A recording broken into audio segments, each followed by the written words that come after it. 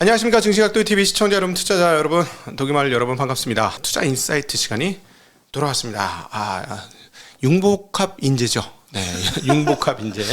경제면 경제, 정치면 정제, 정치 경제 섞인 융복합 인재 우리 윤석천 경제평론가님과 더불어서 현재 이 상황들, 현재의 경제 이 상황들, 도대체 인플레는 언제 끝날 것이며, 그리고 이놈의 달러 강세는 언제까지 이어질지에 대한 여러 가지 이야기들 한번 함께 나눠보도록 하겠습니다. 윤석철 경제평론가님 모시도록 하겠습니다. 어서 오십시오. 네, 안녕하십니까. 윤석철입니다. 네, 안녕하십니까. 지난 2달 전에 나오셔서 아주 인상적인 얘기를 하셨고 제가 엄청 많이 써먹었어요. 시장은 생각보다 생명력이 강하다. 질기다. 네, 생각력이 질기다. 사실은 그 얘기하고 싹 올랐다가 다시 쫙 빠졌는데 전 저점에 오니까 다시 이제 반등을 하려고 열심히 애쓰는 시장 흐름들을 보입니다. 시장 입장은 그게 자체가 자기가 생명력을 가지고 있는 거니까 돈이 생명이라고 생각하는 많은 참여자들이 있으니까 생명력이 당연히 강할 수밖에 없을 것 같다. 지금 돈이 줄었느냐를 한번 생각해 볼 필요가 있어요. 우리가 보통 연준이라는 게 사실 지금의 긴축이 1980년대부터 따지면 6번의 금리 인상 사이클 정도가 있었습니다. 주요 금리 인상 사이클이. 근데 이번이 사실은 강도가 제일 세요. 단기적으로. 단기적으로. 1년 만에 지금 4% 올라가게 생겼으니까. 그 다음 센 게 언제냐면 94년에서 95년. 네. 그 다음에 셌던 게 2004년에서 2006년까지였던 금리 인상 시기야. 예. 근데 이번에는 사실은 금리 인상의 긴축의 강도로 보면 제일 세니까 돈이 줄어야 되잖아요. 그렇죠. 근데 연준의 대차대표나 주요 은행의 대차대표를 보게 되면은 사실은 뭐 영란은이라든지 일본이라든지 아니면 인민은행의 대차대표를 보게 되면은 연준의 자산, 그러니까 중앙은행이 갖고 있는 자산 자체가 생각보다는 많이 좀 줄고는 있어요. 연준은 그 기울기가 제일 느려. 실제적으로는. 그러니까 9조 달러가 이게 어떻게 보게 되면은 2019년 말이죠. 그러니까 코로나 발발 전에 한 4조 달러였는데 네. 그게 정점에 이르렀을 때가 한 9조 달러였고 네. 지금 어느 정도 9월 12일 기준으로 제가 봤을 때 8조 8천억 달러야. 네. 생각보다 생각보다 안 줄고 있어요. 이게 어떻게 보게 되면 좀 이상하죠. 긴축의 어떤 강도를 놓고 보면 아까 앞에서도 말했듯이 1980년도 이래 가장 강한 긴축을 보이는 것 같지만 실제로 유동성은 그렇게 많이 줄고 있지를 않다라고 봐야 되는 거예요. 유동성 전체의 규모로 놓고 본다라고 하게 되면. 그러면 이거는 이렇게 얘기할 수가 있는 거야. 사실 미국 시장만 놓고 본다라고 하게 되면은 주식이 떨어질 이유가 크게 있을까? 총 유동량이 생각보다는 더 줄었기 때문에. 그러니까 돈이 있는 사람들은 항상 어떤 생각을 하죠? 두 가지를 염려를 할 거예요. 하나는 이제 제일 큰 이슈 자체가 연준의 금리 인상이고, 그다음에 연준 인사들의 강한 매파적 발언에 긴장을 하겠죠. 긴장은 하겠지만은 실제로 내 주머니에는 돈이 있어. 그러니까 호시탐탐 기회를 노리겠죠. 그 발언이 조금 좀 누그러지는 기미가 보인다거나, 아니면 누적적으로 좀 잔펀치를 몇 번 맞았으니까 이제는 뭐 좀 덜 하겠지. 아니면은 여러 가지 이유들이 있겠죠. 11월에 중간 선거인데 설마 주식시장을 파괴하겠어? 뭐 등등의 이런저런 이유들이 있으니까 사실은 호시탐탐 시장에 들어가려고 애를 쓰고 있는 거고, 그런 자금들은 생각보다 너무 많다. 그게 뭐 큰 기업들뿐만이 아니라 미국의 개인 투자자 연합이라고 있잖아요. AAII. 이러니까 개인들이 어디에 포지션을 많이 갖고 있냐를 갖다가 끊임없이 관찰을 하잖아. 주식에 지금 투자하는 비율 자체는 그 사람들이 갖고 있는 총 100이라고 봤을 때 줄기는 줄었어요. 과거보다는 줄기는 줄었지만 아직도 지난 10년 평균 한참 위에 있어. 아직도 개인들이. 근데 이게 진짜로 폭락으로 연결된다 그러면 어떻게 되겠어요? 개인들은 다 던지기는 말겠죠. 근데 아직도 생각보다 많은 개인들이 사실은 호주머니가 든든하기 때문에 아직도 좀 미국 사람들 같은 경우 여유가 있으니까 사실은 주식시장에 들어오려고 대기하는 돈들, 아니면 호시탐탐 기회를 엿보는 돈들이 생각보다 굉장히 많다라고 얘기할 수가 있는 거죠. 사실 코로나 이전 기준으로 따져보면 한국은 코로나 이전으로 회귀했지만, 그렇지요. 미국은 아직 공간이 더 남았어. 미국은 생각보다 덜 떨어지는 이유가 바로 거기에 있는 거고, 주식시장이 반등을 시작할 때는 생각보다 미국 시장이 빨리 반등하는 이유 역시 미국의 그러니까 전체적인 유동성 자체가 줄지를 않고 있다. 틈만 있으면 시장이 세게 올라요. 그 틈만 있으면 반등을 지수가 막 2% 3%씩 올라요. 어우, 선진국 증시가 지수가 2% 3% 놀라운데 할 정도로. 네. 그런 흐름들이 좀 있죠. 자, 근데 이제 그럼에도 불구하고 심리도가 이제 최악인 상황이 계속 유지가 되고 있고 위도 좀 막혔다고 생각이 드는 거는 연준 인사들의 외파적 태도가 전혀 풀리지 않아요. 계속 유지가 되고 있는 상황이죠. 근데 그 틈새를 잘 비집고 들어가서 보니 근원 인플레이션이 생각처럼 안 빠진다. 그 얘기를 딱 해버렸어. 그러니까 헤드라인은 조금 빠져도 근원은 안 빠진다. 그리고 그러니까 CPI도 사실은 분위기 보니 8점대에서 그렇게 많이 안 빠질 것 같고 근원도 6점대에서 생각보다 많이 안 빠지는. 왜 이럴까요? 왜 CPI가 잘 안? 그 사실 인플레이션이 글로벌한 현상이죠 현재. 그렇지만은 미국과 다른 나라들의 인플레이션 양상은 달라요. 지금 다르다. 네. 다릅니다. 미국의 인플레이션하고 다른 나라의 인플레이션이 그 모양 자체가 어떻게 다르냐면은 미국의 인플레이션에서는 에너지 가격이라든지 그 식량 가격이 차지하는 비중, 그게 이제 인플레이션을 높이는 데 기여한 비중은 상대적으로 작아요. 보통 헤드라인에서는 그 중요한 두 가지가 그렇지. 에너지 가격과 음식료 가격, 네. 곡물 가격 이런 것들이 헤드라인에서 CPI를 작성하는데 굉장히 중요한데 미국은 이게 안 중요하다. 그렇지. 미국은 왜 안 중요할까요? 에너지 자립국이야. 식량도 거기 자립을 해. 그렇죠. 수출국이죠. 네, 수출국이죠. 둘 다 수출하는. 둘 다 수출국이야. 그러니까 그 영향에선 자유로울 수밖에 없어요. 그럼 미국의 인플레이션이 이렇게 고공행진하는 이유는 뭐냐? 그거는 완전히 그 코로나 시대에 풀었던 돈들이 일어나는. 그래서 상대적으로 아까 얘기했지만은 그런 어떤 에너지라든지 아니면 식량이라든지 이런 게 아니라 내구재라든지 가령 뭐 자동차라든지 가전이라든지 그다음에 서비스 요금들. 그러니까 돈이 만들어내는 실제로 돈이 만들어내는 요소에 의해서 인플레이션이 시작이 되고 있는 거예요. 그러니까 이게 뭐냐면은 에너지 가격이라든지 이런 식량이라든지 이런 게 아니라 실제로는 근원 인플레이션이라 보통 코어 인플레이션의 팔을 압력에 갖고 있는 거예요. 미국 자체는. 네.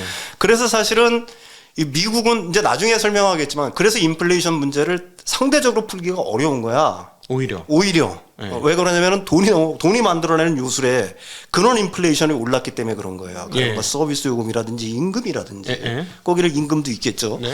그다음에 내구재라든지 이런 수요들이 폭발을 하면서 만들어낸 인플레이션이기 때문에 사실은 상대적으로 잡기가 어려워요. 근데 다른 나라들은 어떠냐? 미국을 제외한 나라들은 전체적인 인플레이션에서 에너지라든지 식량이 만들어낸 그 기여치가 훨씬 큰 거야. 다른 나라들. 그러니까 헤드라인 CPI가 더 크게 나오고 근원 그렇지. CPI하고 격차가 더 있다. 그렇지. 근원 인플레이션보다는 에너지 가격이라든지 식량 가격이 오름세가 더 큰 거예요. 이거 왜 올랐느냐? 한국이 대표적이죠. 그렇죠. 수입을 하는 데다가 미국의 강달러 기조가 유지가 되면서 환율까지 그냥 원달러 환율이라든지 환율까지 올라버리 자국 가치 통화가 급락을 해버리는 거예요. 다. 그런 글로벌하게. 측면에서 지금 에너지 가격이 떨어졌다고 80 몇 달러, 88달러라고 떨어졌다라고 하는데 이게 사실은 달러 강세를 치면 떨어진 게 아니야. 이 전혀 떨어진 게 아니죠. 한국은 거의 100불이나 그렇지. 마찬가지인 거죠. 통화 가치가 15% 정도 떨어졌다고 감안해 보면 지금 뭐 한 103달러, 104달러인 그렇게 거지. 고공행진하는 거예요. 다른 나라들 같은 경우에는 궁극적으로 얘기를 한다 그러면 미국은 이런 식으로 얘기할 수가 있겠죠. 미국은 강달러와 에너지라든지 식량의 자립으로 인해서 사실은 인플레이션 발생 요인이 그것들이 차지하는 비중은 상대적으로 적은 반면에 다른 나라들은 그런 나라들이 별로 없잖아. 에너지를 갖다가 그 일본이라든지 한국이라든지 유럽도 마찬가지지만 자립하고 있는 나라들도 없고 식량도 대부분 수입이 의존하는 나라들. 거기에 자국 통화의 약세까지 겹치면서 사실은 식량과 에너지가 일으키는 그 인플레이션. 이 인플레이션 압력에 강하게 처해 있는 거예요. 근데 이게 이제 장기적으로 놓고 보면 어떤 마술을 부리냐면은 사실은 이렇게 얘기할 수가 있는 거지. 가령 에너지 가격이라든지 식량 문제가 해결이 돼버리면은 다른 나라들 같은 경우에는 근원 인플레이션이 올라간 영향들이 상대적으로 적으니까 비교적 어떤 결과를 보일까요? 빠르게 인플레이션을 갖다가 좀 안정시킬 수가 있는 반면에 미국은 지금 코어 인플레이션 자체가 그 비중 자체가 높기 때문에 사실은 이걸 잡기가 굉장히 어려운 문제들이 나중에 생길 수가 있다는 거지. 렌트비가 너무 그렇죠. 치명적인 영향을 계속 매기고 있는 거죠. 네. 집값이라든지 뭐 렌트비가 뭐 조금씩 하향을 하고 있지만 그게 사실은 인플레이션에 그 영향을 미칠 때까지 보통 6개월의 레그 타임을 가져요. 그러니까. 네. 그다음에 지금 정도의 내리는 수준으로 해서 어느 정도 안정이 될 거라는 건 의문의 여지가 있는 거고 이 인플레이션이라는 건 일단은 우리가 이렇게 볼 수가 있는 거지. 에너지 가격이라든지 안에 식량 가격이 오르게 되면은 나중에는 그다음에 이제 제조업 상품들 가격이 이제 오름세가 어느 정도 이어지고 난 다음에는 그게 궁극적으로는 최후로 끝나는 건 서비스 가격 인상으로 귀결이 되는 거야. 네네. 서비스 가격 인상이 귀결이 되면서 궁극적으로는 다시 말해서 이제 임금 인플레이션이 동반이 되면서 사실은 이제 서비스 물가가 오름세가 이제 지속이 되겠죠. 근데 서비스 물가 자체라는 거는 가격 탄력성이 거의 없어. 한번 올라가게 되면 한번 특성을 잘 보시면은 우리가 가령 뭐 미용실에 가서 이발을 한다거나 아니면 음식값이라든지 이런 것들 자체가 내려가는 경우가 거의 없어요. 제조 뭐 상품이라든지 이런 것들은 약간 떨어질 수도 있어. 가령 뭐 밀가루 가격이 안정되고 환율이 안정되고 하게 되면은 일단 뭐 석유류 제품이라든지 공산품 가격 중에 라면이라든지 이런 것들은 물론 뭐 정부 쪽에서 이제 그런 어떤 압박들도 가하겠지만 공산품 가격 같은 경우는 약간 하락하는 경우들이 있지만은 서비스 상품 같은 경우는 좀처럼 그럴 가능성이 없거든요. 그러니까 그렇게 따져보면은 미국의 CPI 중에 근원 CPI를 한 축은 지금 렌트, 부동산과 렌트비인데 이거는 레깅이 일어나면서 쉽게 떨어지지 않는 상황이고 또 결국은 집값을 구성하고 집값을 올리는 근원적인 거는 임금이니까. 그렇죠. 이 구인난이 아직 있고 임금 인상률이 꽤 되니 이것들이 결국은 시간을 지나고 부동산에 반영이 된다. 이렇게 생각을 해보면 지금 연준 인사들이 매파적인 게 이해가 되는 부분이 너희들이 생각하는 것만큼 인플레이션이 빨리 안 떨어져. 그러니까 우리가 여기서 태도를 눕힐 수가 없어. 이게 왜 그러냐면은 2004년하고 2006년이면은 비교적 가까운 인플레이션 시기잖아요. 네. 연준 인사도 이때를 잘 기억을 하고 있는 거예요. 우리들은 다 그걸 잊어버렸을지 모르지만 내가 지난번에 얘기했지만 2004년부터 시작해서 인플레이션이 미국에서 슬금 시작됩니다. 지금 생각하면 코웃음 칠 얘기지만 연평균 한 2.7% 돼요. 2004년 때. 근데 그때는 그게 상당한 인플레이션이라고 생각을 한 거야. 왜 인플레이션이 발생하기 시작했냐면 역시 2000년 닷컴 버블 이후에 푸른 돈 때문에 인플레이션이 발생을 하기 시작한 거예요. 금리가 그린스펀 푸시라고 해서 아주 적은 위로 유지가 되었죠. 그러니까 닷컴 버블이 폭발하면서 미국의 금융시장이 폭발을 하자, 폭락을 하자. 그때부터 돈을 풀기 시작해서 그 이제 후유증이 사실은 2004년부터 나타나기 시작을 한 거예요. 근데 2004년부터 뭐 3% 이상 올라가는 날들이 많았고, 근데 2005년 정도 되니까 이게 점점점 많아져. 한 3.2%젠데요, 연평균. 그러니까 이제 연준 입장에서 안 되겠다 시작해서 연준이 이제 금리를 올리기 시작을 한 거예요. 2004년부터 시작된 금리 인상이 2006년까지 이어집니다. 그래서 1%에서 5% 이상까지 금리를 올려요. 지금 우리가 연준의 금리가 3.25%인데 이것도 지금 엄청나다고 생각하지만 그때 5%까지 올려요. 그런데 5%까지 올리는데 드디어 2007년부터는 한 3% 이상 돼가던 것들이 한 2.8%로 낮아지기 시작해요. 그러니까 연준 인사들은 환호를 하겠죠. 그래서 지금 말하는 피벗, 정책 전환을 합니다. 금리를 내리기 시작해. 그러니까 2008년에 어떤 일이 벌어졌느냐. 5%를 지나는 날들이 많아져요. 월별로 볼 때. 근데 2008년도에 어떤 일이 벌어졌지? 리만 사태가 벌어졌죠. 그렇죠. 리만 사태가 벌어지면서 저는 리만 사태만 생각해서 그때 인플레이션이 그렇게 클 줄은 몰랐네요. 기억을 못 하고 자세히 있었네요. 보면은 2008년 정확하게 2008년 9월 이전에 막 5%를 넘어가는 달들이 생기는 거야. 그 마지막에 집값이 미친 듯이 그렇지. 올랐구나. 피봇 전환을 하면서 다시 인플레이션이 발발하기 시작했는데 그 인플레이션을 파괴한 거는 연준의 금리 정책 때문에, 그러니까 금리 인상 때문에 이 물가가 잡힌 게 아니라 시장이 파괴되면서 결국은 잡힌 자기 거예요. 무게를 못 견디어서 자기 무게를 못 견디면서 그러면 1.1%로 나가지고 이제 물가가 급락을 하기 시작한 거예요. 그러니까 연준 인사들은 이걸 보면서 그때 어떤 걸 배웠을까라는 걸 갖다 한번 생각을 해봐요. 그 사람들도 열심히 스터디도 하고 할 거 아니에요. 그렇죠. 나 같으면 어떤 정책을 쓸까? 응?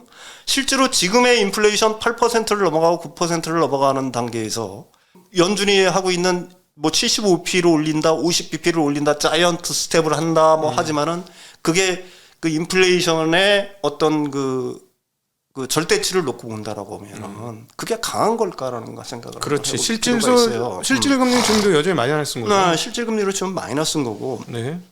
자신들도 그게 경제에 그렇게 엄청난 충격을 줄 거라고 생각하지는 않아요. 미국 경제만으로 놓고 본다라고 하게 되면은 그 정도를 때려가지고 미국 경제에 엄청난 충격을 준다? 사실 금리를 올리는 이유는 딱 하나잖아. 과열된 경기를 갖다가 잡기 위해서. 네. 다른 말로 하게 되면은 그거는 이제 노동시장의 어떤 둔화, 노동시장의 네. 파괴를 통해서 실업률을 올리고 사실은 수요를 갖다가 파괴하는 게 사실은 그렇죠. 사실은 금리 정책의 목표인데 지금 공공연히 드러나고 있어요. 수요를 줄여야 되겠다는 얘기는 하고 있는 거죠. 그러니까 75bp를 올려가지고 미국 경제에 충격을 줄 수 있을까라는 거는 그 사람들이 너무나 잘 알고 있는 거 못 줘요. 네. 왜 그러냐면 지금 같은 인플레이션을 잡기 위한 어떤 강한 충격 요법은 안 낸다고 보는 거예요. 맨 처음에는 그게 충격이 될 수가 있겠지. 네. 계속 재료 금리를 유지하다가 어느 순간에 50bp 올려? 75bp 올려? 그럼 전에 못 보던 이런 강한 금리 인상을 한다라고 해서 그 당시에는 조금 충격을 받을 수가 있지만은 사실은 지금 인플레이션을 잡을 만큼 지금의 유동성을 축소시킬 만큼 강한 임팩트를 갖고 있느냐라는 거는 의문의 여지가 있다는 얘기예요. 네. 그 미국의 연준 인사들도 그걸 잘 알고 있는 거야. 그러니까 블러핑이라고 보통 얘기를 하는 거야. 네네. 웃기지 마. 우리는 더 올릴 거야. 더 올려서 어떻게든지 인플레이션을 잡을 거야라고 얘기를 하는 거야. 근데 지난 시간에도 얘기했지만 진짜로 인플레이션을 잡고 싶으면 예고로 없이 때리는 수밖에 없어요. 네. 그러면 인플레이션 잡을 수 있어요. 네. 네. 예고도 없이 가령 뭐 1%를 올려봐. 100bp를 올려. 그것도 뭐 그 FOMC 회의만 있을 때만 올리는 게 아니라 막 올려. 임시. 사실은 그 얘기를 하는 분이 있죠. 진짜 의지가 있었으면 임시 회의를 소집했었어야 된다. 그렇지. 우리들이 하고 싶어 하는 것, 진짜로 원하는 것은 분명히 있어요. 그렇지만 그거는 여러 가지 제약 요건 때문에 그걸 못 하는 거야. 실제로 네. 행동에 잘 못 옮겨요. 그러니까 이걸 다른 말로 하면 연준이 진짜로 하고 싶은 거는 인플레이션을 잡고 싶은 게 원하는 거야. 사실은. 네. 그거는 그 의지, 그거는 나는 진짜라고 믿어요. 인플레이션은 어떻든 잡고 싶겠지. 네. 그게 그 중앙은행의 책무 중에 하나니까. 네. 근데 그걸 인플레이션을 잡기 위해서는 어떤 수단을 동원을 해야 되느냐. 네. 진짜로 경제에 충격을 줄 수 있는 강한 임팩트를 줄 수 있는 금리 정책이라든지 아니면 양적 긴축이라든지 실시를 해야 되는데 이걸 못하게 막는 것들이 너무나 많다는 얘기예요. 뭐가 막는 거야? 경제 당장 큰 혼돈에 휩싸려고. 그거 이전에 사실은 경제 이전에 금융시장 완전히 네. 다 네. 죽어버릴 거고. 그렇다면 부유효과 완전히 날아가 버릴 거고. 그럼 완전히 뭐 엄청난 일들이 벌어질 거고. 그다음에 정치적인 혼란? 그건 말할 필요도 없겠죠. 네. 사실은. 여기서 말씀하시는 거는 뭐 100bp를 3번 연속 올린다. 그렇지. 그런 정도의 어떤 충격요법. 강한 충격요법. 그러니까 그걸 근데 쓰면. 그걸 못 쓰는 거야. 네. 하고 싶어도 못 하는 거예요. 네. 그러니까 블러핑을 계속해서 하는 거야. 입으로만. 입으로만 블러핑을 계속해서 하는 거야. 이거로 하긴 좀 세게 하긴 했지. 75bp를 세원했으니까 세게 하긴 했죠. 근데 네. 3.25 아까 앞에서 얘기했지만 2004년하고 2006년을 생각을 한번 해봐요. 네. 그 당시에는 75bp씩 올린 건 아니지만은 네. 어쨌든 3년의 기간 동안에 4%포인트의 금리를 딱 올려버린 거야. 물론 그때랑 지금이랑 달라. 네. 그때는 부채 경제가 그래도 막 시작되는 시점이었고 지금처럼 심각한 상황은 아니었지. 지금은 완전히 부채 경제잖아. 그렇죠. 부채 시대죠. 부채의 시대. 네. 부채의 시대니까 이때는 금리 인상의 파고가 훨씬 더 클 수밖에 없겠죠. 그죠.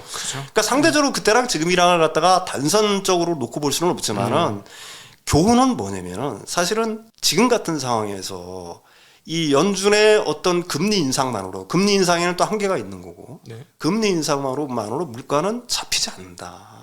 내가 생각하기는 그럼 그래요. 뭘로 해야 잡히는 겁니까? 재정을 너무 많이 풀었다 이거죠. 네, 재정을 너무 많이 풀었고 네. 그 돈들이 너무 많고 네. 그걸 갖다가 일시에 걷어들이려고 하는 또 어떤 통화 정책의 도구라든지 어떤 수단들은 분명히 갖고 있지만 그걸 쓸 수 있는 형태는 안 돼. 그걸 쓰면은 너무 그렇죠. 큰 충격을 받는다. 네, 그렇다면 날아갈 수 있는 방법은 뭐가 있을까? 물가를 잡을 수 있는 방법은 진짜 침체가 오는 수밖에 없어. 진짜 침체. 네. 뭐 연착륙이라든지 기술적 침체를 얘기하는 거예요. 진짜 침체가 올 수밖에 없어. 근데 진짜 침체는 어떻게 오는가? 우리가 지난 시간에도 얘기했지만 우리가 전혀 생각하지 못한 방식으로 오게 돼 있는 거예요. 어떤 그게 금융시장에 쌓인 어떤 누적적 피로감이 일시에 파열하는 것일 수도 있는 거고. 네. 아니면은 특정국의 어떤 뭐 부도라든지 이런 것들도 있어요. 전쟁이라든지 우리가 생각하지 못한 전쟁의 격화라든지 이런 것들이 기자가 되면서 사실은 부채를 태워버리는 거야. 그거는 일순간에.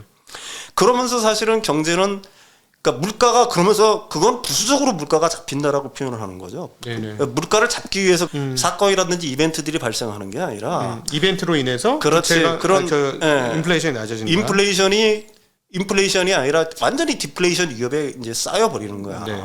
그게 지금까지의 어떤 구조였다라고 보면 되는 거고요. 네.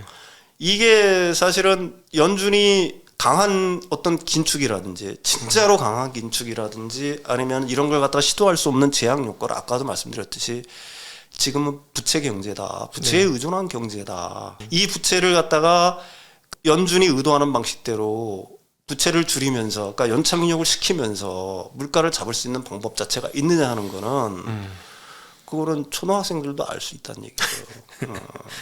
그 과거의 1% 금리와 지금의 1%의 금리의 강도는 다른 거죠. 아니 다르죠. 무게 자체는 달라. 분명히 다른 거야. 예.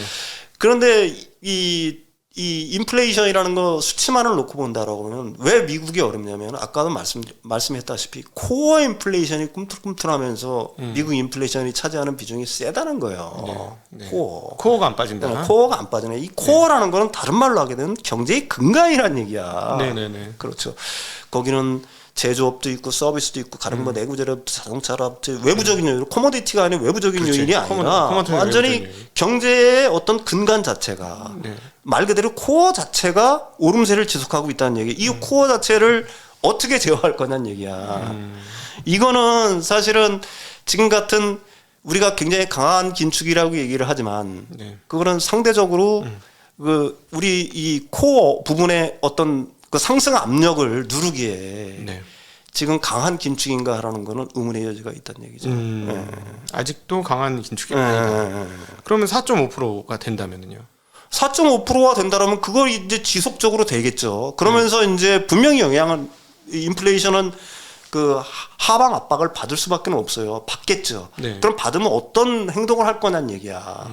아까도 연준이 2007년도에 실수한 것처럼 피봇 전환을 하려고 할 거란 말이에요. 빨리. 매파지만 비둘기 본색으로 버릴 수 없다. 그렇죠. 매파적인 기조를 갖다 계속 가져갈 수 있는 그런 강심장을 갖고 있는 중앙은행과는 이선상이 없다는 얘기예요. 그다음에 연준 인사들의 뿌리가 어디야? 금융맨들이잖아 다. 이 사람들이 가능 생각을 해봐요. 물가가 죽고 금융시장이 그 어떤 둔화되는 양상을 벗어나서 하락세가 깊어진다라고 하게 되면 이 사람들은 뭐를 제일 먼저 생각을 하겠어. 피벗 전환을 생각을 할 수밖에 없는 거예요. 피벗 전환을.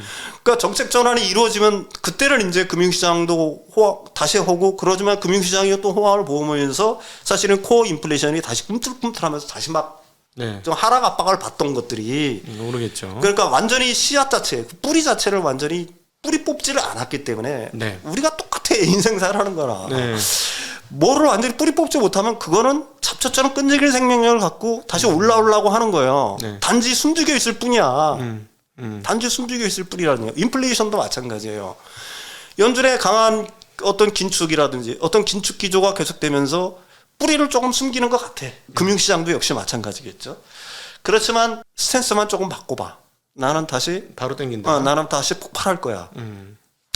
이게 이제 사실은 현대의 금융화된 경제가 안고 있는 문제이기도 하고 사실은 특성이기도 한 거죠. 그렇죠. 금융 경제라는 거를 지금 사실은 따져보면 그러니까 제조 경제를 넘어선 금융 경제가 되고 나서 단순한 금융이 아니라 이제 금융 플러스 알파가 되면서 부채 경제 시대가 된 거죠. 부채 경제 시대가 되고 나니까 여기에 너무 많은 경제의 이해관계자들이 걸려들게 되니 쉽게 얘기하면 마약 중독처럼 그렇죠. 부채 중독이 되어서 이걸 좀 끊으면 손이 덜덜 떨리고 못 살겠는 거지. 그렇지. 그렇죠. 그런 상황인 거죠. 똑같은 거예요. 뭐 스테로이드나 아니 마약을 한번 맞은 사람들은 그걸 좀처럼 끊어내지를 못하잖아요. 부채 경제는 어쩔 수 없어요. 현대 경제, 현대 자본주의는. 왜? 과잉 생산의 시대니까. 모든 게 과잉 생산되는 시대에 그 과잉 생산물을 처리할 수 있는 방법은 딱 한 가지 방법밖에 없는 거야. 사람들의 어떤 소득을 늘려주든지. 근데 그거는 사실은 불가능해. 자본주의 체제에서. 왜 그러냐면 자본주의 체제라는 거는 부의 양극화라는 거는 어쩔 수가 없는 거잖아. 가진 사람은 많이 갖고 덜 가진 사람들은 뭐 상대적으로 점점 좀 빈곤해지는 체제를 갖다가 자본주의 체제라고 하는 거고. 그건 자본주의 체제의 숙명이죠. 그런데 그 부자들의 씀씀이라는 거는 가장 쉽게 얘기하면은 전체적인 총량, 돈의 총량 자체는 볼륨이 불어난다고 하더라도 부자들한테 쏠리는 돈이 많으면 많을수록 수요 자체는 줄어들 수밖에 없어요. 이론적으로 따지면. 부자들이 6개 먹는 건 아니니까. 그렇지. 그렇다라고 한다면 궁극적으로는 수요를 유지하기 위해서는 이렇게 늘어난 수요를 갖다가 유지하고 공급을 갖다가 과잉 생산되는 공급물을 처리할 수 있는 방법은 부채 공급밖에는 더 있어. 네. 그리고 그 부채를 공급함으로써 세계 경제는 사실은 굉장히 큰 재미를 받잖아요. 모두가 즐겁지 사실. 모두가 파티가 열리는 거니까 모두가 사실은 즐거운 거야. 미국만 즐거운 것도 아니죠. 사실은 미국 달러가 좀 하락을 하고 할 때는 각국이 미국 달러를 빌려서 흥청망청 쓰고 그래서 뭐 그걸 갖다가 나중에는 뭐 양털 깎이니 하면서 달러 강세가 되면 이렇게 비판들을 많이 하지만은 사실은 빌리는 사람이 잘못하는 거 아니야? 그렇잖아요. 엄청적으로 따지면은 뭐 부채가 싸니까 막 빌려가지고 막 흥청망청 쓰고 뭐 집도 사고 자동차도 사고 그러다가 나중에 올라가면은 이게 비판들을 많이 하지만은 사실은 그게 이제 금융화된 경제 그다음에 현대의 자본주의 경제가 안을 수밖에 없는 숙명인 거고 그렇다라고 한다면은 원래대로 돌아가면은 그 부채를 줄일 수 있냐는 얘기야. 이미 늘어난 부채를 못 죽여요. 자, 이제 950억 달러씩 이제 줄이기 시작합니다. 지금 현재 950억 달러씩 줄이기 시작하는데 그렇게 줄여가지고는 지금 1년에 1조 달러 줄이는 거죠. 그러니까는 단기간에 4조 달러를 늘렸는데 요걸 해결하는데 이제 4년이 걸리는 거야. 그렇지. 몇 달 만에 늘린 거를 해결하는데 4년이 걸리는 거야. 부채 해결이 4년. 근데 이것도 진도가 그렇게 계속 꾸준히 빠질 수 있을지는 사실 좀 의문인데 경기가 빠그라지면 쉽지 않을 거다. 왜 그러냐면은 그걸 갖다가 일관되게 추진을 하지를 못하는 이유들이 있는 거예요. 금리 인상도 역시 오랫동안 지속하지 못하는 이유는 뭐냐면은 부채가 이렇게 누적되고 있는 상황에서 각 경제 주체들은 엄청난 레버리지를 썼겠죠. 그렇지. 근데 이런 고금리 상황이 오래 지속되고 그다음에 양적 긴축이 진짜로 계획대로 매달 그런 식으로 진행이 되면은 어디서는 터질 거 아니야. 터지죠. 못 갚는 사람이 있죠. 분명히 있어요. 영국의 연기금이라고 하면 한번 생각해. 영국의 연기금도 레버리지 때문에 못 갚는다고 다 아우성을 치는데 하물며 기관 개인들은 어떻게 되겠냐.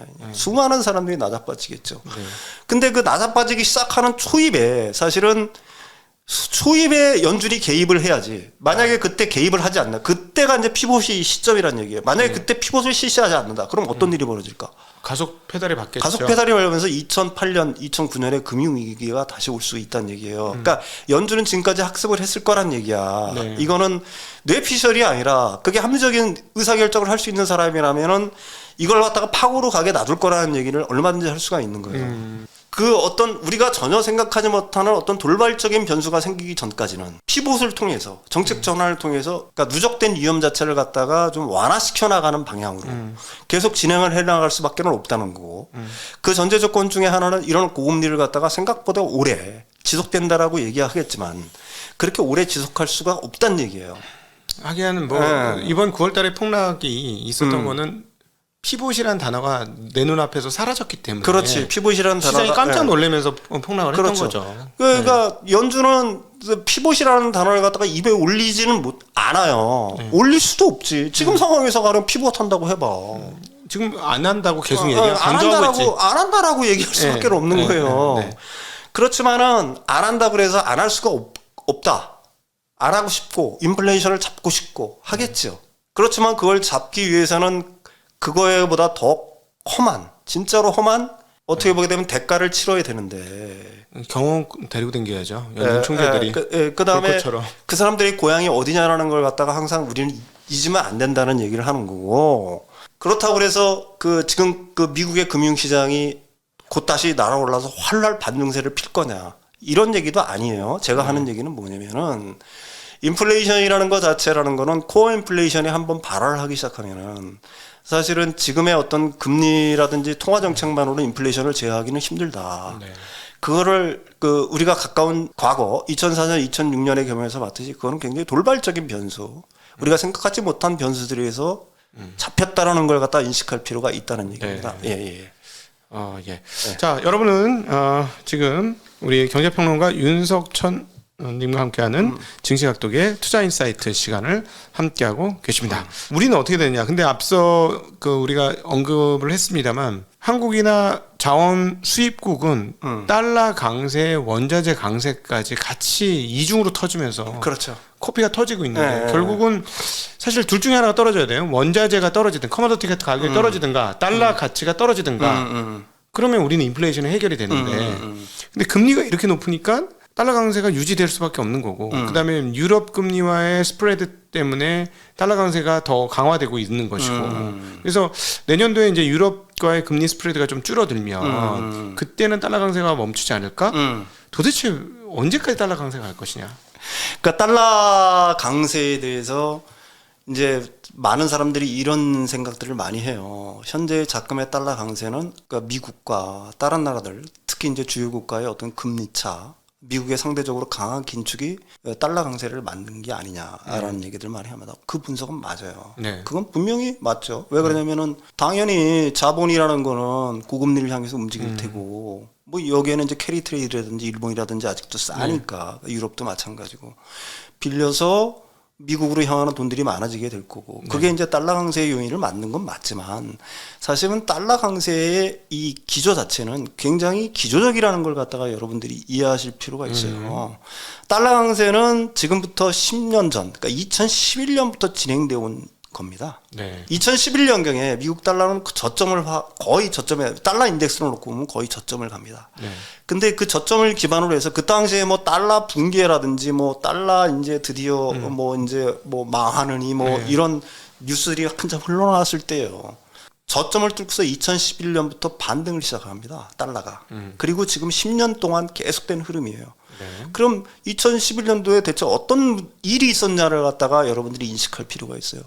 2011년에 유럽 재정 위기 때잖아요. 네, 유럽 재정 위기도 터졌고 물론 위기 시에는 달러가 오르는 건 맞는데 그게 달러의 그 상승의 기폭자가 그런 이슈들 같은 경우에는 사실은 그 비교적 달러 강세에 어떤 단기적인 영향을 미치지 기조적 변화를 만들어내지는 못해요. 네. 금리 인상 자체도 마찬가지입니다. 네. 금리 인상도 뭐 영원히 지속될 수 있는 건 아니니까.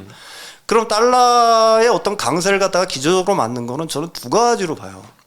하나는 뭐냐면은 이 기존의 과거에 달러가 어떤 식으로 세계에 공급됐는가를 여러분들이 이해할 필요가 있어요. 하나는 중동에서 오일을 사면서 달러를 풀었습니다. 그렇죠. 그죠? 미국이 중동에다 달러를 사면서 자기 달러를 준 거죠. 그렇죠. 석유를 사면서.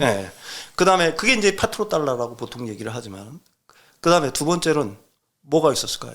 아시아에서 공산품을 사면서 달러를 풀었어요. 네, 중국한테 돈을 주고 물건을 받았죠. 물건을 받으면서 그다음에 아시아, 한국이라든지 일본 경우도 그렇게 해서 달러 공급을 한 거예요.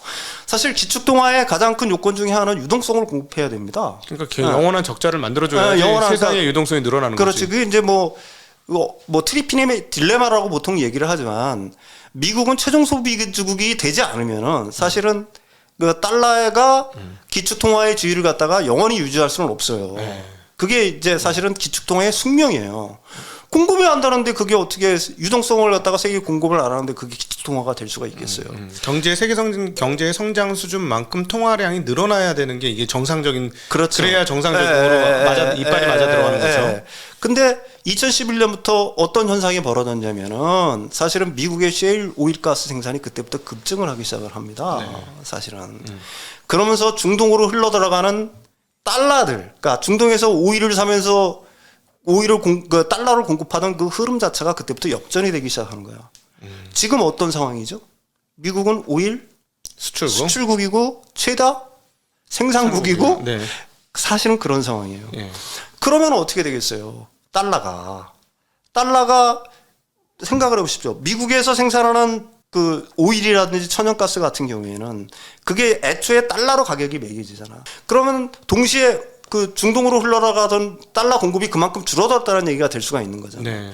그건 달러 가치의 상승이라는 얘기지. 그다음에 오일 자체를 수출하게 된다는 얘기는 뭐예요? 다른 나라의 달러를 흡수한다는 얘기야.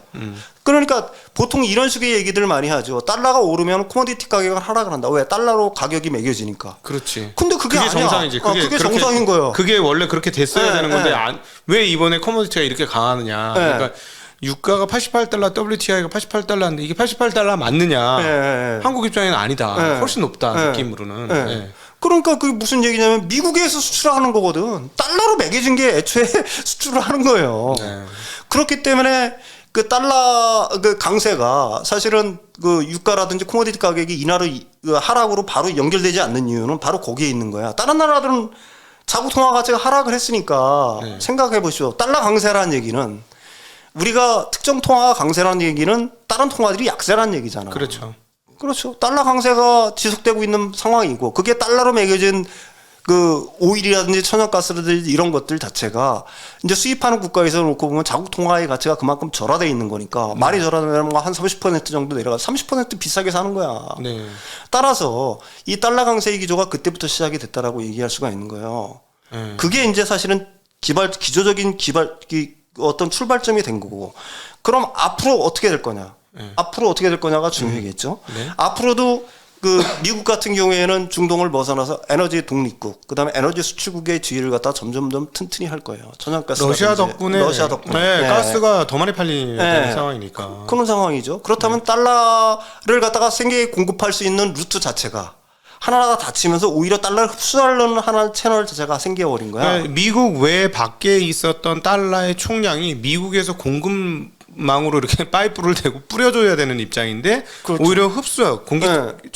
공기 청소기처럼 진공 청소기처럼 지금 빨아들이고 있는 에너지 그렇죠. 쪽에서. 네, 그게 그러니까 미국 밖에 있었던 달러 총량이 오히려 지금 줄어들고 그렇죠. 있기 때문에 달러가 강세가 그렇다면 된다. 첫 번째가 그게 달러의 강세의 첫 번째 이유인 거예요. 네. 그다음에 두 번째 이유는 뭐냐면 트럼프가 등장하면서 미국은 이제 세계화를 접었죠. 메이드 인 아메리카를 갖다가 강조를 하고 있어요.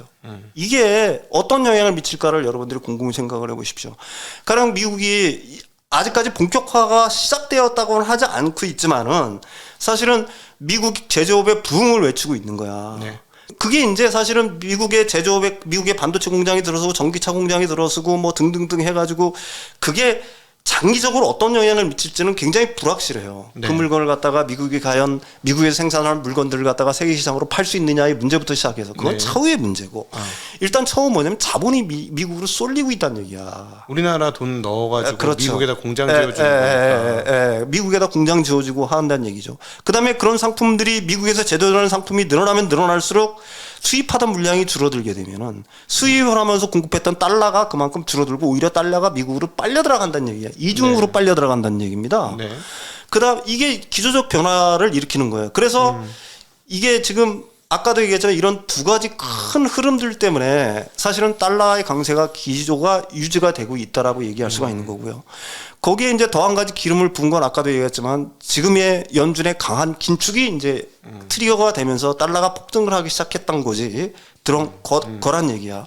그러면 이런 식으로 얘기를 할 수가 있겠죠. 그럼 향후 만약에 말씀하신 대로 유로라든지 유럽 중앙은행이라든지 아니면 뭐 일본은행이라든지 이런 나라들이 진짜로 못 견뎌서 도저히 못 견뎌서 조금씩 금리를 올린다. 금리를 갖다 미국처럼 그렇게 강하게 올릴 수 있는 형편은 안 되죠. 올리게 그러겠죠. 되면은 분명히 뭐 상대적으로 달러는 조금씩 강세를 갖다 접을 수가 있겠죠. 그렇지만 그게 아까도 얘기했지만 이런 두 가지 긴 흐름 이런 거로부터 달러 약세를 갖다가 이끌어낼 수 있겠느냐 과거만큼. 네. 그거는 의무이란 얘기예요. 달러 강세의 기조는 생각보다 오래 지속될 수가 있는 거고 또 하나 이유는 뭐냐면 아까도 얘기했지만 직접 투자의 자본뿐만이 아니라 그러니까 간접 투자 다른 말로 해서 금융시장으로 미국으로 향하는 돈들이 줄어들 기미가 전혀 없는 거야.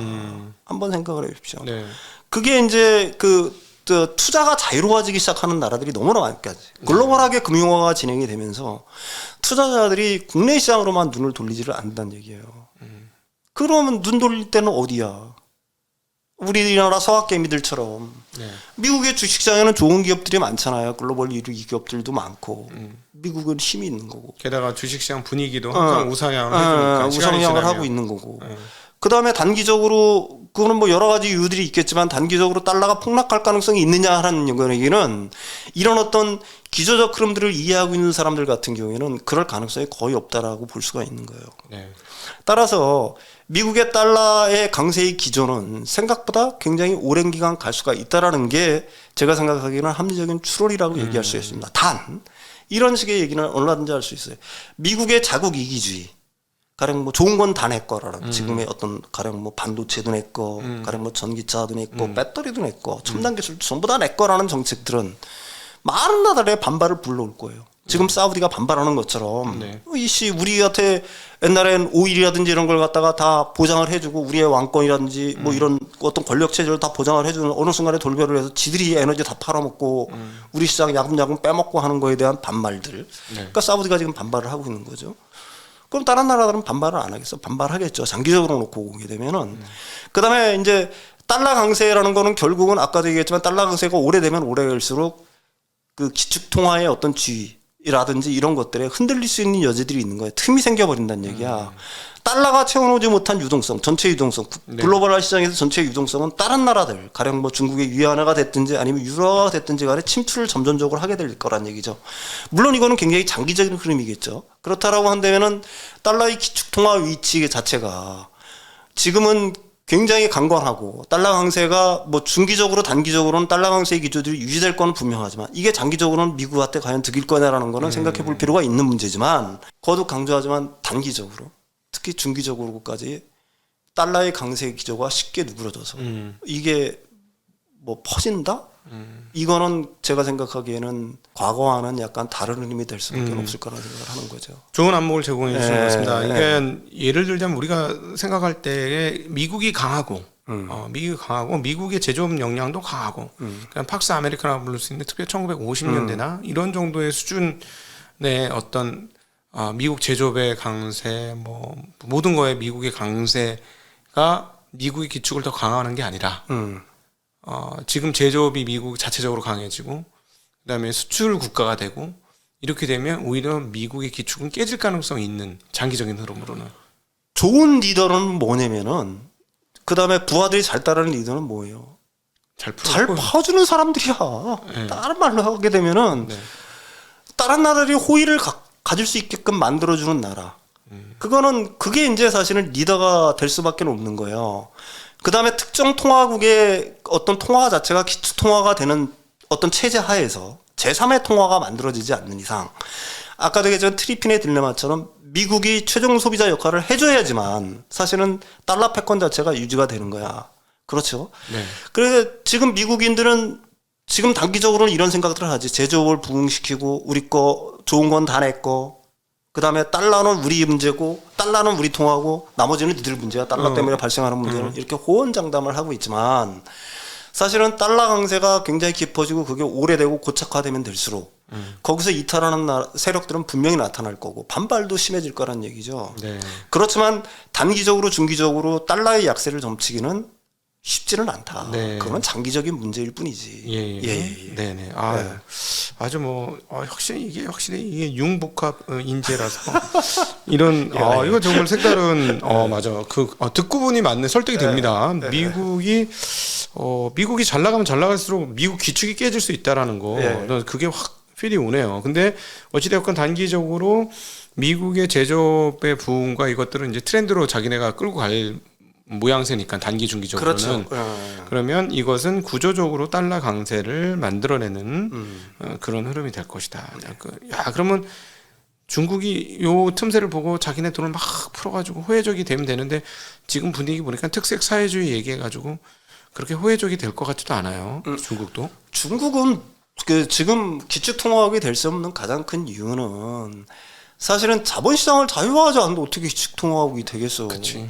그거 못해요. 네. 위안화 뭐 좀 폭락할 조짐 보이면은 벌써 또 위안화 시장 단속 들어가고 통제 들어가고 하는데 궁극적으로는 위안화가 그 미국의 달러를 갖다가 대체한다라는 거는 그거는 뭐 지금 같은 체제에서는 불가능하다는 얘기죠.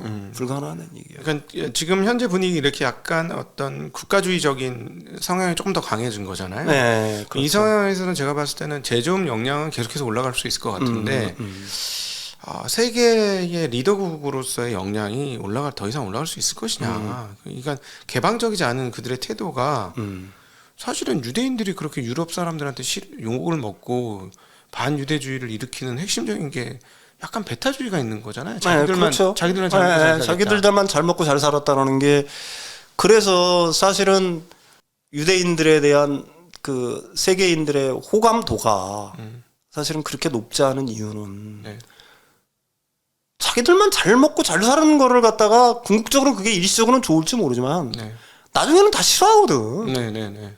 인간이란 건 다 마찬가지잖아요. 네, 네. 야, 씨, 너 잘 먹고 잘 살면은 다른 사람들한테도 어느 정도 그 호혜적인 입장에서 이걸 해줘야지. 나 혼자만 잘 먹고 잘 살겠다라는 거는 단기적으로는 굉장히 큰 이득 같아 보이지만은 장기적으로는 우리가 이제 역사적으로 놓고 보면은 수많은 그 제국들 역사상에서 사라져 버린 게 어떤 것 때문에 그래요.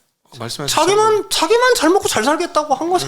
궁극적으로는 다 자기만 잘 먹고 잘 살겠다고 하는 것들이 궁극적으로는 다른 나라의 반발을 부른 거고. 그게 근데 지나치다 보면은 나만 잘 먹고 잘 살겠다. 국가 전체도 아니고 귀족들만 잘 먹고 잘 살겠다. 아니면은 왕만 나 혼자만 잘 먹고 잘 살겠다. 이런 걸로 점점 그게 이제 모든 이득 자체가 한 곳으로 쏠리는 순간에 네. 집중되는 순간에 거기서 파열은 불가피하다라고 봐야 되는 거죠. 그러니까 따지고 보니까 그러네. 네. 듣고 보니까는 1944년도 브레튼 우드 체제가 형성되고 온스당 32달러인가 35달러인가를 주기로 하고 달러를 마구 찍어냈는데 사실은 달러를 마구 퍼준 거잖아요. 네, 그렇죠. 달러를 마구 퍼준 거예요. 물론 보증해놓고 보증을 깼지만 71년도에 보증을 깼지만 달러 마구 퍼주면서 팍스 아메리카노가 시작이 된 거네요. 그런 거죠. 그 다음에 이제 사실은 그렇게 달러를 갖다가 마구 퍼주면은 사실 신뢰성이 의문이 들 수가 있겠죠. 사실은 뭐 양차 대전 전에, 그러니까 2차 대전 이전만 하더라도 파운드가 거의 뭐 기축통화 역할을 했는데 파운드가 망한 거는 사실은 국력이 급격하게 쇠하면서 망한 거잖아요. 1차 대전, 뭐 2차 대전을 하면서 사실은 어떻게 보게 되면 전비를 갖다가 너무 많이 쓰고 그 파운드에 대한 신뢰가 무너지면서 사실은 그래서 이제 달러가 브레튼 우드 체제로 하면서 사실은 근본이자를 채택을 하고 다른 나라로 들어간 거기에 뭐 고정관율제로 엮고 뭐 어쩌고 하면서 사실은 기축통화로 부상을 했고 근데 달러가 위기에 처한 적이 있었죠. 냉전을 브레튼 우드 체제 후에 베트남 전쟁에 엄청난 전비를 썼고 그다음에 소련과의 군비 경쟁을 하면서 엄청난 돈을 썼어. 굉장히 국가가 거의 뭐 이제 완전히 작살이 난 거야. 그리고 위기에 처했어. 그때 닉슨이 어떤 식으로 그 위기를 돌파했을까요?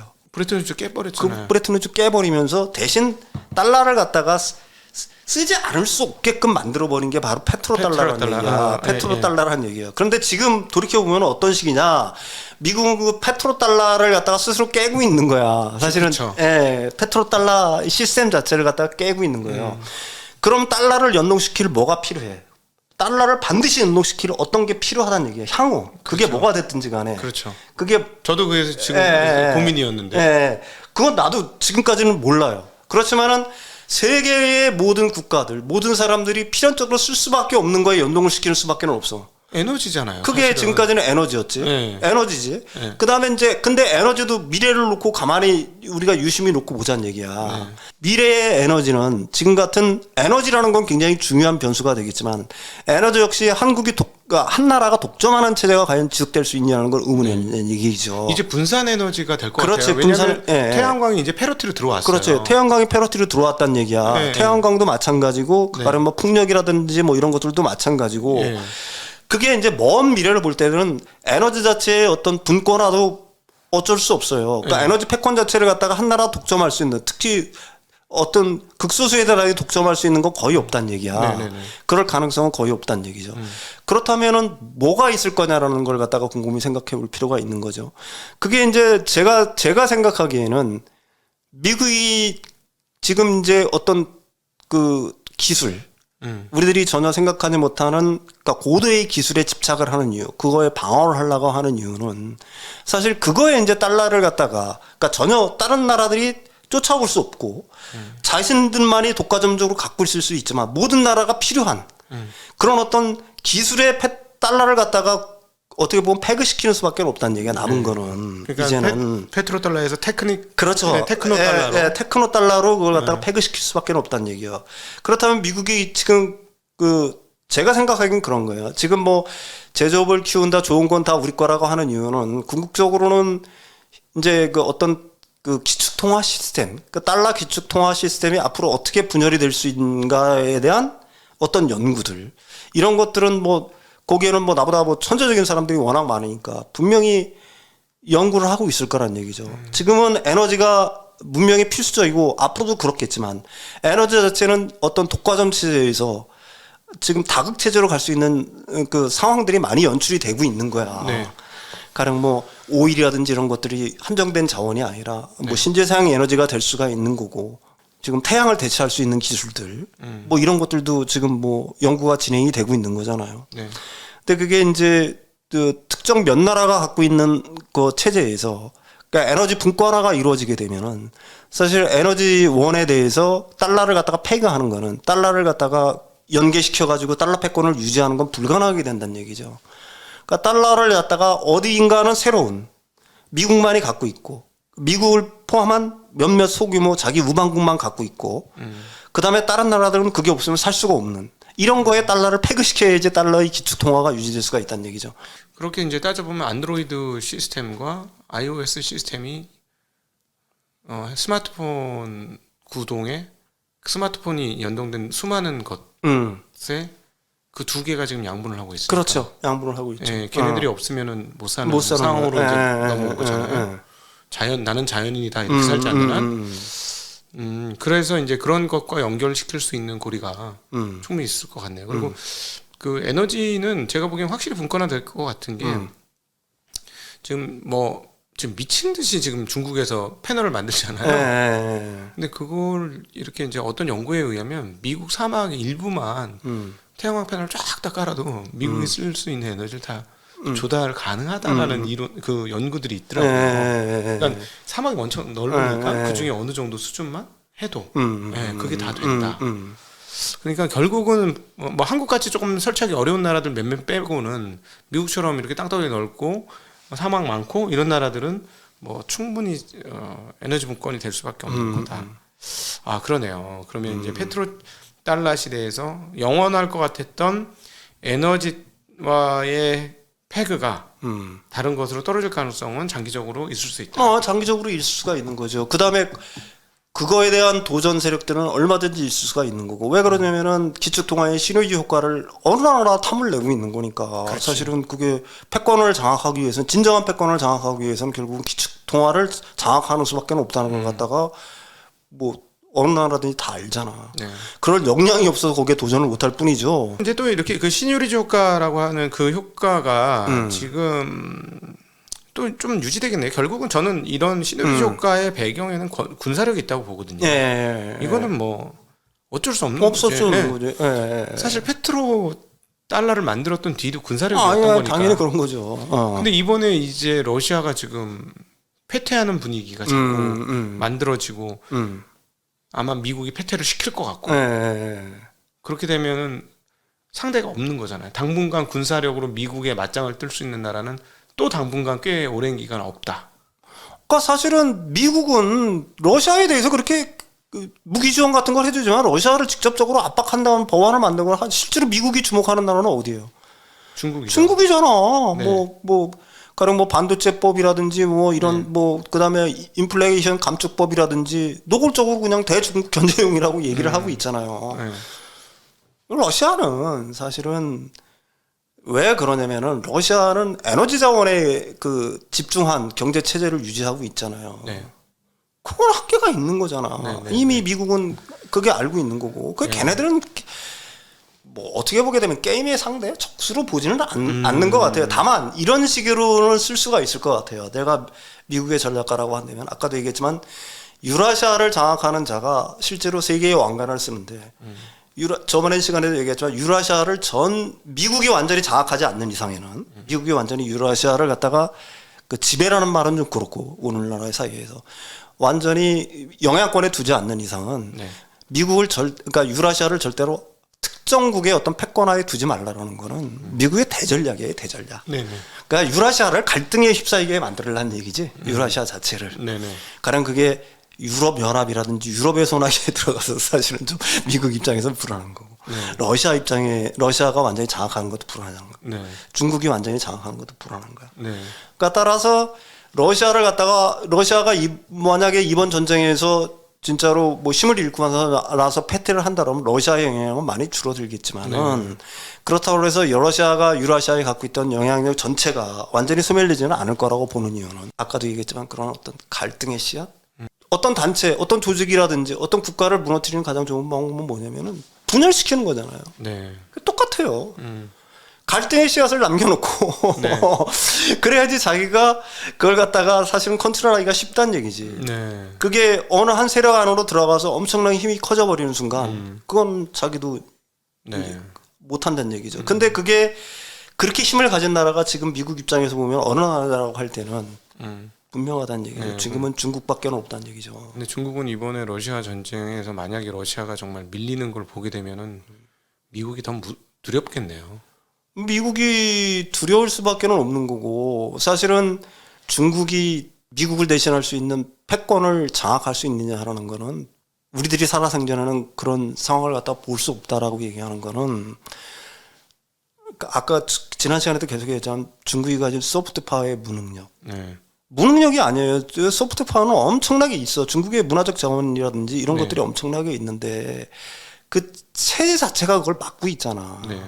그게 세계적으로 유통시키고 자신들의 우수한 문화라든지 아니면 재능이라든지 어떤 기술이라든지 이런 걸 갖다가 열린 마음으로 세계와 공감을 나누고 교류할 수 있는 체제 자체가 아니잖아요. 네.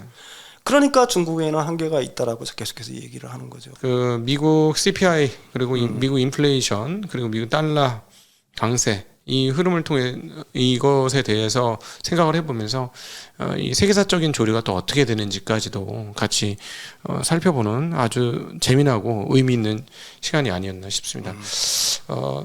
우리 투자자분들한테 오늘 못다 하신 얘기가 있으시면 한번 나눠주시면 좋겠는데. 시장이라는 거는 지금 같은 상황에서 연준이 계속 엄청나게 강한 스탠스를 유지하고 있다라고 하지만 시장을 파괴할 수는 없어요. 네. 의도적으로 파괴는 못합니다. 네.